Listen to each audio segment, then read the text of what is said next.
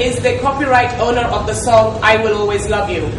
I think because it comes from a musical, The Little Whorehouse of Texas, is whoever who wrote that musical. Whitney Houston? Some guy in the 60s. David Foster wrote it. Yeah, that's rearrangement. Actually, the copyright owner for that song is Dolly Parton. So every time Whitney Houston sings it, I should get up now. Every time Whitney Houston, what's her name? Mrs. Bobby Brown. Yeah, Mrs. Bobby Brown. Every time she will register in this society as the performer of the song "I Will Always Love You" because it's more recognized with Whitney Houston singing it. Possible. These the whole music thing could be gotten to the ministry trend so that it's checked in a better way. When artists are making money, we shall charge them income tax. You get my point? And that's exactly why I'm here. To make you have more money, then I tax you more, I beg, to meet my targets. Rights are valid for social periods and are categorized into moral and economic rights.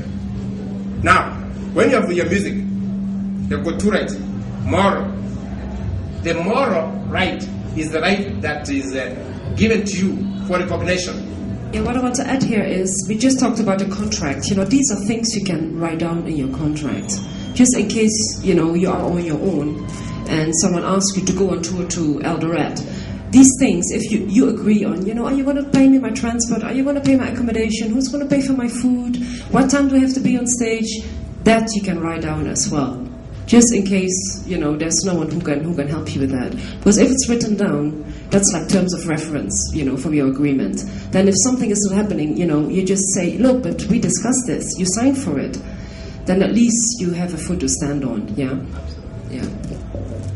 When you talk of kapuka and the hip-hop and the club music, it lacks identity. We started by taking that, copying Run DMC, and now we are at So I don't know what in the next 10 years will be. So I think we are doing something that is very Kenyan. I don't expect people to blame young people right now that they're copying Americans, they're copying Western music, when the reality is that's what is being played on radio, that's what is part of us, and that's what we grew up listening to, and that's what's part of the world. Nairobians, we identify with who we are, okay? As in what I am. My neighbors have been mixed tribes, so probably my Kikamba is not very good. I can understand some Luo, like that. And all of us are like mixed up, and so we have Sheng, and we can speak this and do that. You have to have a plan. And business plan is not something that you have to go get an accountant atiandike. Jiulize tu, swali moja. Hii wimbo.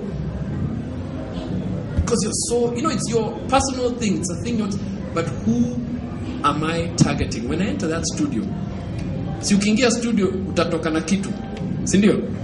So you have two options. Either you keep it to show your toys. One day I used to sing, unaiweka nyumbani. Sawa, that's okay. If you want to do that, you don't need a business plan. Your business plan is only to have children who will listen to that song. But if your business plan is to take that unit, and sorry to dwell on this, but I think it's very important. Not just today or tomorrow, but Gorilla, how can you make money 50 years from now? How can you be Ray Charles in this industry? How can you be able to sit back at home, you're 70, 80 years old, and you're still able to make money from your industry, from your music, But for me, looking at the industry in the US and in Europe, looking at the successful music industries, the one thing that's made money throughout time is product. People make money from selling CDs.